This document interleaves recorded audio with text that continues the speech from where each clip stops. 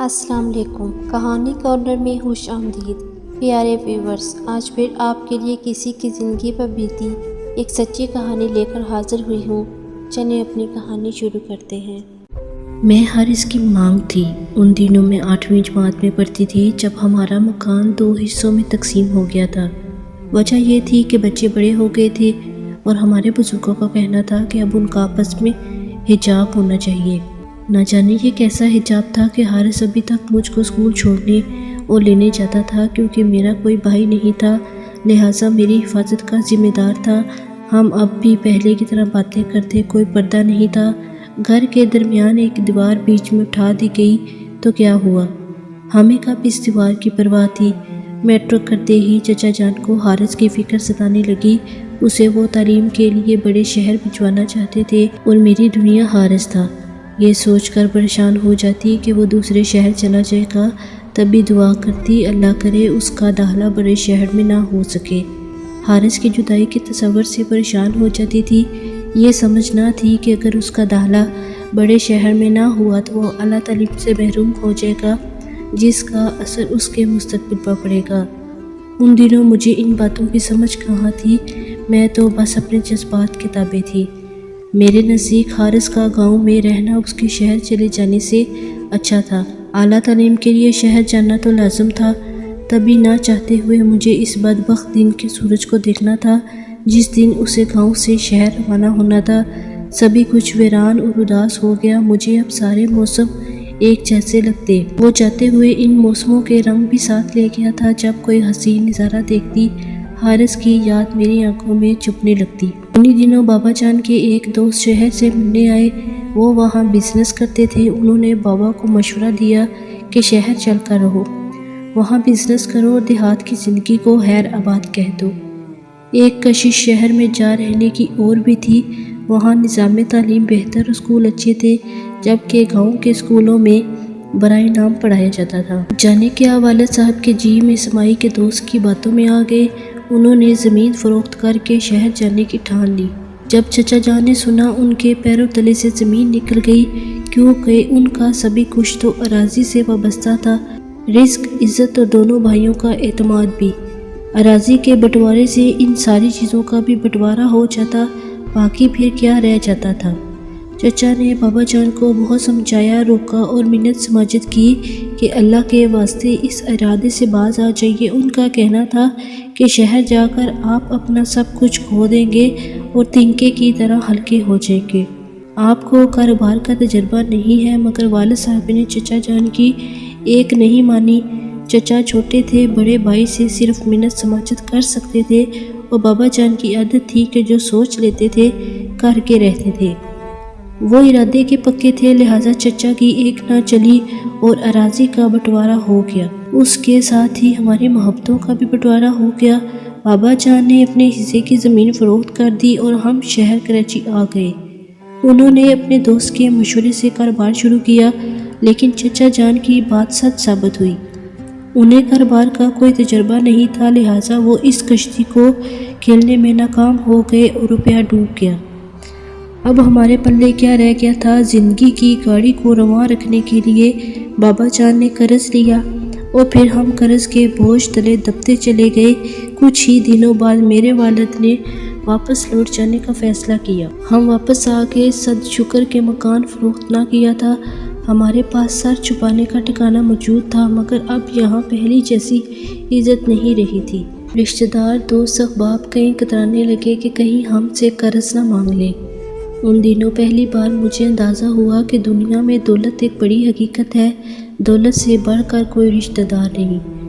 بابا جان اب سارا وقت گھر پر ہوتے۔ چچا نے اپنی فصل سے گندم کی چند بوریاں ہمارے گھر اتار دیں کہ دانے باہر سے خریدنا سارے خاندان کے لیے بےعزتی کی بات تھی۔ سبزی بھی ان کے کھیتوں سے آ جاتی اور روز شام کو دودھ بھجوا دیا کرتے کہ یہ خوراکی بنیادی چیزیں تھیں، ان سے کچھ گزارا ہو جاتا تھا۔ والد کی حالت دیکھ کر میرا دل بہت کھٹتا۔ اب مجھے اپنے غمگسار بچپن کے ساتھی کا انتظار تھا جس نے بابا جان کا سہارا بننا تھا۔ چچا کو بابا کے لٹا کر لوٹ آنے کا غم تھا، مگر ان کا رویہ ہمارے لیے اب پہلے جیسا نہیں تھا۔ وہ دل میں ناراض تھے اور کیوں نہ ہوتے۔ आधी ज़मीन कोड़ियों के मोल बिक चुकी थी, आधा वकार चला गया था और बाई शहर की हवा खाकर कंगाल होकर वापस आ गया था। जिम्मेदारी करके अब वालिद साहब महज मजदूरी भी तो नहीं कर सकते थे। हारिस तालीम मुकम्मल कर चुका था, वो चचा जान का वाहिद सहारा था। एक दिन सुना कि वो आ गया है। चचा चाहते थे कि वो ज़िम्मेदारी के कामों में उनका हाथ बटाए, लेकिन उसने तो कुछ और ही सोचा हुआ था। मुझको जिसका इंतज़ार था उसकी आमद का सुनकर खुशी से मेरे आंसू निकल आए। समझ रही थी कि गांव में कदम रखते ही वो हमारे घर आएगा, लेकिन हारिस ना आया। अलबत्ता उसके वालिदैन आए। मैं समझी वो मुझे मेरे वालिदैन से मांगने आए हैं, मगर वो तो बेटे के पास होने की मिठाई देने आए थे। उन्होंने ये जतला कर मिठाई दी कि उसे सिर्फ पास होने की सौगात समझना, दूसरी किसी तरफ का भी मत सोचना। अम्मी बाबा इंतज़ार में रहे, लेकिन वो दोबारा ना आए। तभी अम्मी खुद उनके घर चली गई। मैं तो पहले ही हारिस के घर जाने को बेकरार थी, लिहाजा मैं भी साथ चली गई। काश मैं ना चाहती तो जो कुछ चची ने कहा अपने कानों से न सुनती। अम्मी ने जब पूछा कि बेटी के फ़र्ज से हमें कब सबकदोश होना है, तो चची ने फ़ौरन जवाब दिया, भाभी बात दरअसल ये है कि मेरे हारिस को शहर में एक बहुत अच्छी और खूबसूरत लड़की पसंद आ गई है। वो कहता है अगर मेरी उस लड़की से शादी ना हुई तो मैं आप लोगों को छोड़कर घर से चला जाऊंगा। इसलिए हम मजबूर हैं और आपसे शर्मिंदा हैं। मैं बरामदे में बैठी तोते से दिल बहला रही थी जब पिंजरे से निकलकर मेरे हाथों पर आ बैठा था। चची की बात सुनकर मेरे दिल की धड़कन ज़रा देर को जैसे बंद हो गई। मुझे अपना सांस रुकता हुआ महसूस हुआ। यूँ लगा कि मैं मर चुकी हूँ। तभी मिठू ने अपनी चूंद से मेरी हथेली पर खुजली की तो मैं जागी और सोचने लगी। कहते हैं कि तोता एक बेवफा परिंदा है, लेकिन शायद इंसान से ज़्यादा नहीं। हम घर को निकले। वालदा और मैंने बड़ी मुश्किल से चंद कदम का फासला तय किया, जैसे मीलों का सफ़र पैदल किया गया हो। घर आते ही हम अपने अपने बिस्तर पर गिर गए। मैं अम्मी को और ना वो मुझको तसल्ली दे सकती थी, क्योंकि हमारे पास तो अल्फाज ही नहीं थे। शदीद ज़हनी दबाव की वजह से मुझे बुखार हो गया। यूँ महसूस हो रहा था जैसे मैं हला में जी रही हूँ। हारिस का ख्याल बचपन से ही कुछ इस तरह जहन में जागज़ी था। लगता था कि अब मैं कभी किसी और के साथ जीवन का सफ़र तय नहीं कर सकूंगी। वो दिन मेरी आंखों में बहुत प्यास हो चुका था जब वो शहर जा रहा था पढ़ने के लिए, मुझसे बिछड़ रहा था। किस कदर दिलगीर था वो और मैं भी कि रोए जा रही थी। तभी उसने तसल्ली दी थी, सादिया 4 साल पलक झपकने गुजर जाएंगे, पता भी नहीं चलेगा। तुम देखना फिर मैं आता जाता रहूँगा। उसकी इन्हीं बातों से मैंने हौसला पकड़ा था, लेकिन उसके इंतज़ार का ये वक्त कैसे रेंग रेंग कर सिसक का गुजारा था। मैं अब जी सकती थी और ना ही मर सकती थी। मेरा यकीन टूटा था। दुख इस बात का था कि उसने बेवफाई ही करना थी तो मुझे क्यों आसरे में रखा। इसी दुख की कैफियत में स्कूल जाना छोड़ दिया और पढ़ाई को खुदा हाफिज कह दिया। माँ ने हिम्मत बंधाई, अब्बू ने तसल्ली दी, समझाया तो मैंने बड़ी मुश्किल से खुद को संभाला और दोबारा पढ़ाई में मसरूफ़ हो गई। चंद दिन मुर्दा दिल रहने के बाद अचानक ही दिल की काया पलटी। एक रोज़ नफल पढ़कर रो रो के दुआ की। वो कबूलियत की घड़ी थी कि सजदे में गिरने से मेरे दिल को करार आ गया, जैसे कोई गैबी ताकत ने कहा हो कि हारिस की बेवफाई तेरी हिम्मत पर एक ताज़ियाना है। चल उठ, हिम्मत कर, अपनी ज़िंदगी को मिट्टी में ना मिला। नए अज़म के साथ ज़िंदगी के दायरे में शामिल हो जा। हारिस की बेवफाई में राख होने की बजाय मैंने खुद को नया अज़म हौसला दिया, खुदा से मदद मांगी और फिर उसकी यादों को दिल के नहा खानों में दफन करके दिन रात किताबों में खो गई। किस्मत ने साथ दिया। अल्लाह का लाख लाख शुक्र अदा किया और मैट्रिक के पर्चे दिए। पर्चे अच्छे हो गए। रोने धोने की बजाय हिम्मत जो की तो उसने कामयाबी का मुंह दिखाया। मैं अपने वालिदैन की हालत देख रही थी। बाबा जान अब चचा की राजी पर काम करते थे ताकि पैदावार का कुछ हिस्सा उन्हें मिले। जो पहले ज़मीन के मालिक थे अब उनके कारिंदे बन गए थे। तहैया कर लिया, मुझे अपने वालिदैन का सहारा बनना है, उनको हालात के भंवर से निकालना है। कब तक अपने गम ज़ात की बेवफाई का मातम करूँगी, कहाँ तक उन हालात में इश्क के थपेड़ों की तलखी को सूंघूंगी। मुझे अपना नहीं अपने वालिदैन का ख्याल करना चाहिए, जिनको तहे दामन के बायस चचा नज़रों से गिरा चुके थे और गाँव के लोग भी चचा को ही फौकियत देने लगे थे। और ये बात वालिद साहब के लिए किस कदर दिल हराज थी। वो चचा से बड़े थे, क्या उनके दिल पर गुजरती थी जब मर्दों की कचहरी में उनकी जगह गाँव वाले उनके छोटे भाई को बुलाते थे। दिल यही करता था कि रोने धोने की बजाय ठुकराने वालों के सामने डट जाऊं और अपनी ज़ात को मनवा कर रहूं। رزلٹ نکلا، میرے نمبر اچھے تھے۔ اسکول سے لوٹ رہی تھی کہ راستے میں حارث مل گیا۔ کہنے لگا مجھ سے اتنی ناراض ہو کہ بات بھی نہیں کرتی، میری کچھ عرض تو سن لو۔ اب کہنے سننے کو رہ کیا گیا ہے؟ تم نے بے وفائی کی ہے، ہم قریب ہو گئے ہیں نا تبھی۔